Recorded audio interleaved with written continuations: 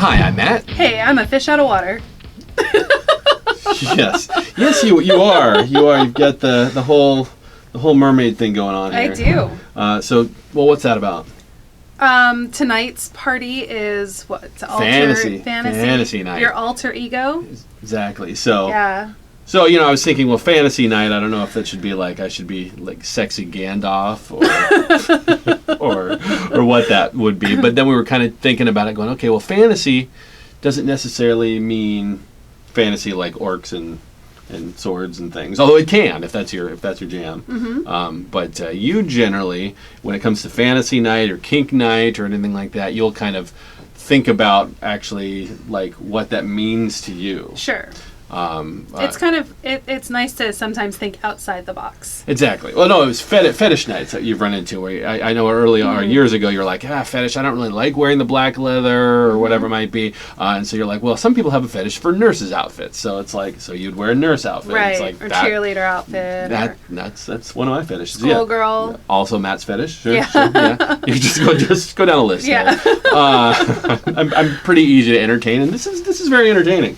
So yeah, I definitely approve of that. Yes. But it's good also on nights that you're at Sapphire that you can use your outfit as an icebreaker, Sure. And that's something that we wanted to kind of talk about or use other people's outfits as an icebreaker. Like if you notice someone who's got a really neat outfit on, be like, you can go up and talk to them about what they're wearing. Exactly, and that's kind of why I have this kind of a basic thing where just because I like wearing costumes, but I'm also a terrible planner when it comes to these things. You're like, okay, we've got 3 days, let's order this off the internet, right. And then I'll have it in 2 days and get it. When we talked about coming tonight, I said, well, what's the theme, so that I could be prepared for what I wanted to wear. Yeah, exactly. But I didn't do that. No. And so an hour ago we were just kind of going, okay, what do we do as far as fantasy for me, because I'm always kind of in your shadow anyway, because you're well, no, not in a negative way, just the fact that you look at this, right? That. So I'm like, okay, well, I should probably come up with something else myself too. And you were like, oh, okay, just do the dress shirt, but put the Superman thing underneath it, and there you go. It works. It's like my fantasy. I'm your alter ego. Right. Sure, I'm a Superman or something. You are. So you're my Superman. Thank you.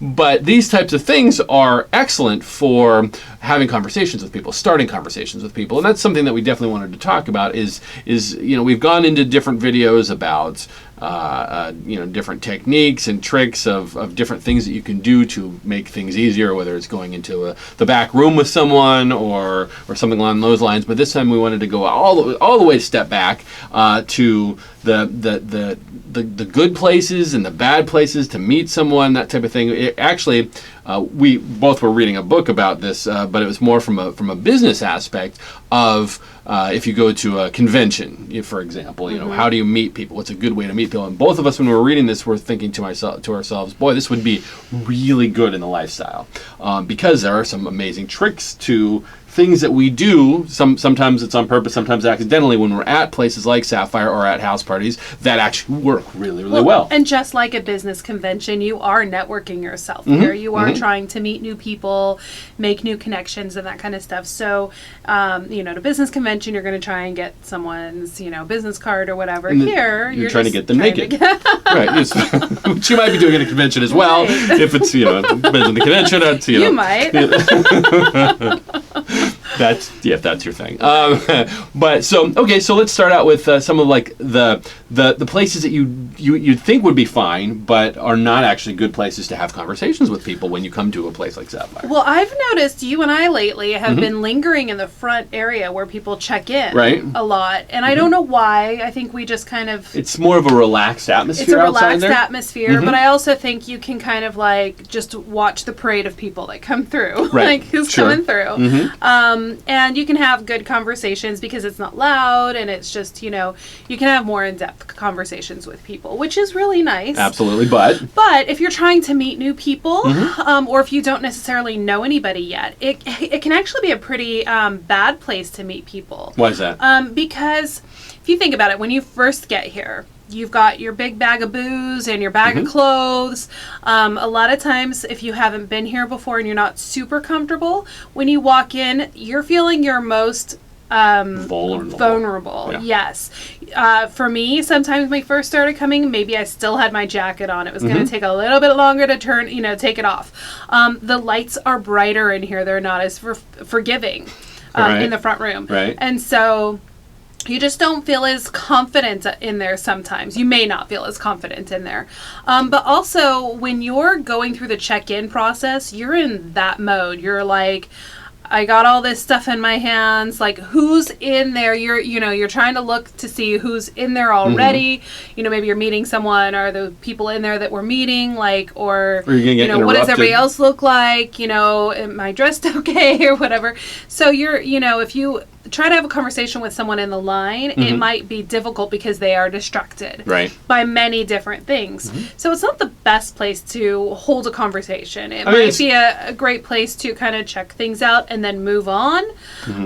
But you're saying you wouldn't necessarily hang out in the front room for a long period of time if your goal is to socialize with a lot of people. Right. If your goal is to meet a bunch of people. Because their mindset is somewhere else, which is absolutely true. If they are waiting in line and they're looking to see who's around, but also that they could be interrupted by the front counter person as far as, you have your ID, do you have your driver's license, do you have your credit card, all those types of things. Well, and then it's difficult to stand there as well in the doorway having a conversation with someone when other people are trying to get past you to get in the room, in the main room, wanting to go get their drinks or whatever. So it's just it's not the best place when you're wanting to meet someone and have a conversation. Okay. Well, what about the food area then? The food area. So, food area can be good if you just go there for a minute. Okay. If you think about it, when you go up to get food, sometimes people can feel a little, like, I don't know the word I'm trying to think of, like, nervous. Like, are they judging what I'm putting on my plate or how much I'm putting on my plate? Do you judge what people? I don't judge, but I do think about are people judging what I'm putting on my plate? Well, now I'm going to judge you at the food area because now I would not have thought of that. Yeah. So so it's good. Also, but it's the same type of thing as what you're talking about with the front room. Is they're almost concentrating on is this which thing do I want to eat? Is it this looks good? This looks good. This doesn't. That type of thing. Where again, from a conversational standpoint, you're not going to have a big conversation there. You can have a little conversation like, oh, that looks really good, or where did you find that fork or whatever. Like if you're looking for something. Sorry, Dinglehopper. Yes, I did just go there. You just went there. Okay. Mermaid references. So anyways, having a conversation, meeting someone is not necessarily at the food place is not the best place. You can maybe see someone, say maybe a compliment. Oh, wow, your mermaid hair looks amazing. And then, they can respond and be like, hey, do you want to come over here and have a, talk over here? Like, get a little bit of food. Right. Like, here's the other thing they said. Don't fill your plate up. Go do, this is my appetizer. Okay, so put a little bit of food on your plate. Go sit down, find someone to talk to, and have a chat. And then, when your plate is empty, you have an excuse to get up, remove yourself from that conversation, go back and get more food, and then find another conversation. Not saying you have to, but if you need a way to get out of the conversation because you want to just meet as many people as possible, maybe you didn't feel you were fully clicking, whatever the reason is, having that empty plate gives you an excuse to get up, go get some more strawberries or whatever, and then walk to a different area and meet someone new. Because a lot of times when you're new here, the goal is to meet as many people as possible. Right. You may have totally loved having the conversation with those people, but there's no reason why you can't get up, go meet someone else and have another amazing conversation. You don't have to stick with the same couple the whole night. You can meet many different people. Okay. So, yeah, going back up and down to the buffet instead of just piling everything on at once. Very smart. Okay. A little bit better. What about those? We have like these kind of quiet areas near between the front entrance and the bar, or where the food is located. There's these kind of high-backed chairs. Right. See, I think those are fine if you are already like you've got this group of however many and you want to have a more intimate conversation or start making out so that you can move on to the playrooms. Or you need a little bit of a break from the loud. Right, right. I don't, obviously, meeting someone in those places is a little bit difficult because if someone's in those high back chairs, you're less likely to, like, you feel like they're closed off and they don't want to necessarily have a conversation. Right. And so if you're sitting in those chairs, it's just the two of you, having people come up to you and start a conversation is going to be difficult. Okay.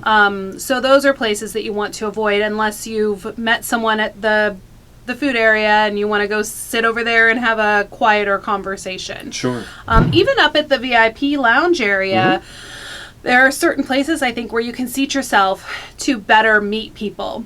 For example, the more secluded areas, like closest to the playroom wall, I think that whole U area, that U-shaped area, is a little bit more, it feels more secluded and less, like, maybe because it's further away from everything, that it just feels like if you're sitting over there, people are less likely to come meet you over there. Okay. Whereas if you sit on the other side, closer to the dance floor, people are going to be dancing and get all hot and sweaty and maybe want to come up and just have a seat and rest their feet for a minute and have a conversation. Okay. I know we've gone and grabbed some food and wanted to sit and went over and just sat on the couches closer to the dance floor just with this random couple and just started talking to them. Right.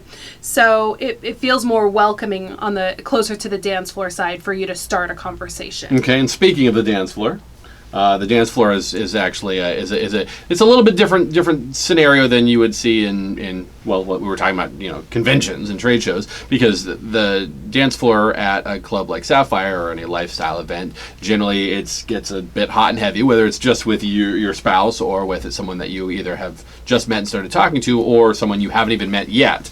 There's been quite a few times that we've played with couples that we hardly had any conversations at all. We just clicked on the dance floor where you can't necessarily hear the other people talking, more than quick introductions, that type of thing, but the sexiness kind of happens. So that's a good place to do it, to start things off as well, if that is your goal. I think both of us at this point, we kind of prefer to have conversations with people. Yeah. When we are meeting them, especially when we're new to meeting them, so that before things move to going to the back. So that's not necessarily what we do if our goal is other couples. So, but that's definitely something that a lot of couples do. Well, and every couple is every couple is different. Exactly. You have to do what works for you guys. Now, there is something that that we've seen as far as, again, pulling something out from other industries into the lifestyle world, is what they'll say as far as connecting with the host of the event. So if you can connect with the host and in any situation and say, hey, thanks for having us, that type of thing. Is there anyone here that that you want to introduce me to, that you think we'd hit it off? Is a really, really good thing to do, because if you're at a house party and you connect with the host and you're like, they're friends or you've met them a couple times, whatever it might be, and you actually said something like that, they might be like, oh, you guys would be perfect with this other couple that I know. Let me introduce you. And that is a great trick to be able to connect with people that someone already knows that you have a lot in common, which is a really, really good thing to do. Now, obviously at Sapphire, there isn't necessarily a host in that situation, but there are a lot of people here that know a lot of people. The volunteers, for example. The volunteers are a great example where they know, they're here all the time. Right. So you could do that same thing if you start having a conversation with one of them and you click with them as a friend or just from a conversation, that you can actually go and do that exact same thing where they kind of know you a little bit and they know someone else that they might gladly recommend you that way, or connect you that way, so that you can start a conversation so it's not as awkward, which is good stuff. And of course, if you see us, you feel free to do that. A lot of people will come up to us at Sapphire when they see us and they're like, we've never met you before, but we know everything about you guys. Like they consider us friends, which we love that. And it's the same type of thing. If I start talking to you and you start telling me what you're into, what types of how new you are in the lifestyle, that type of thing. And if you did that and you said, hey, is there someone else that you think we'd hit it off with? I'll gladly introduce you. I think that goes too, not for just hosts, but if you find yourself in a conversation with someone who has that, you ask them, so how long have you been coming to Sapphire? And they say, oh, we've been coming here for like 5 years or whatever, like we come every weekend, blah, blah, blah. Well, that's a good opportunity as well to consider them a host and say, okay, well, is there anybody you recommend me meeting? Like anybody you can introduce me to, that kind of thing as well, because obviously they're someone who comes here, frequents often enough that they would know a lot of people and they might be able to introduce you to someone who you click with. Exactly. Which leads us to the best spot that we have definitely seen. It's funny, we have actually done this and not known about it, that we were doing this so successfully until I was researching it, and that was via studying crowds and events and that type of thing, that they have discovered the best spot that you can do to meet the highest quantity of people. And that is actually as people exit the bar. So you don't want necessarily to be in the way, because that's going to get a crowd of people. But the concept being is that when people get their drink, and they have it in their hand as a couple, and they walk away from the bar, suddenly they have this concept of, okay, what do we do now? Yeah. Do we go sit down at a table? Do we go stand at a bar with these other people that I don't know? Should we go on the dance floor? I have no idea. So if you're actually kind of in that area and you see the deer and headlights couple, that you could actually invite them over and say, oh, hey, I noticed your tattoo, I noticed your outfit, whatever it might be, the icebreakers that we'll go into at some other point, that you can actually do that right at that point, and that will make them feel extremely comfortable and actually start a conversation. Well, I think too that when you get here, you have a focus. You're in line. Okay, you have a destination. Once you're done with the line, you go in, and if you've been here before, you don't have to take the tour.